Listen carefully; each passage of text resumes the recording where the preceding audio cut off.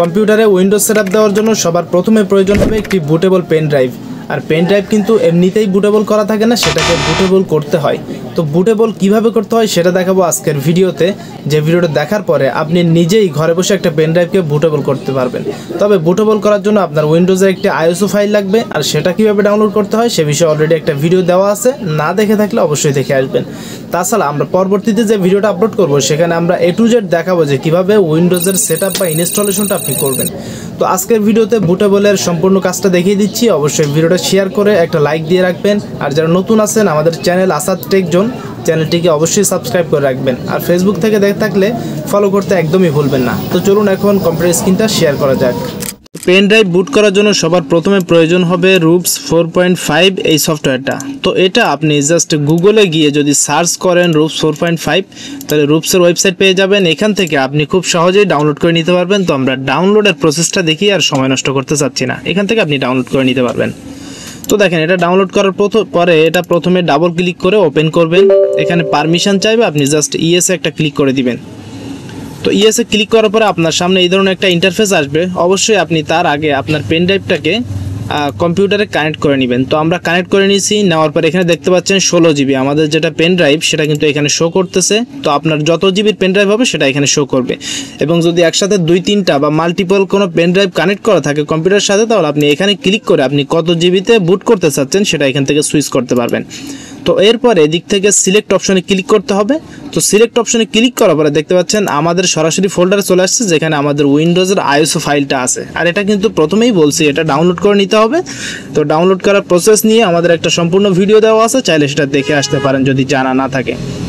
তো আমরা তারপরে এদিক থেকে ফাইলটাতে ক্লিক করে সিলেক্ট করব, দেন ওপেনের উপরে ক্লিক করে নিব। তো এখন দেখেন এখানে একটা অপশন আসছে জিপিটি লেখা আছে। তো এখানে ক্লিক করলে আপনি দুইটা অপশন দেখতে পারবেন, একটা এমবিআর এবং আরেকটা জিপিটি।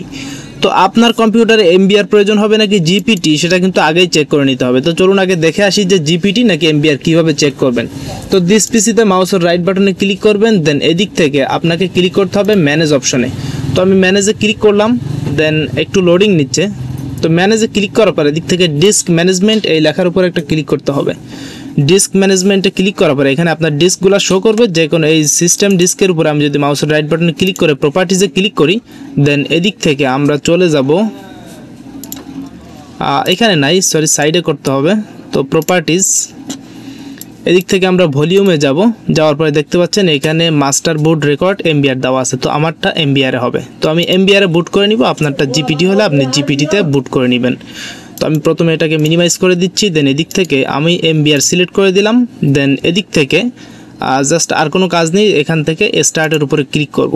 এখানে কয়েকটা অপশন আসবে, আপনি এদিক থেকে টিক চিহ্ন দিয়ে দিবেন সবগুলোতে। আর হ্যাঁ, আগেই বলে রাখি আপনার পেন ড্রাইভে যদি কোনো প্রকার ডেটা থাকে সেটা কিন্তু সম্পূর্ণরূপে ডিলিট হয়ে দেন তারপরে এটা বুট হবে। তো আগে থেকে ডেটাগুলো আপনি মুভ করে নেবেন অন্য জায়গাতে। তো এরপর আমি ওকে বাটনে ক্লিক করব, দেন এখানে আরও একটি ওয়ার্নিং দিবে, এই যে দেখেন all data on device will be destroyed, অর্থাৎ যা থাকবে সবই কিন্তু ডিস্ট্রয়েড হয়ে যাবে। এটা আবারও নোটিফিকেশন দিচ্ছে। তো আমরা এদিক থেকে সম্মতি আছে বলে এখানে ওকে বাটনে ক্লিক করব। এখন আমাদের দেখতে পাচ্ছেন এখানে বুট হওয়া শুরু করেছে।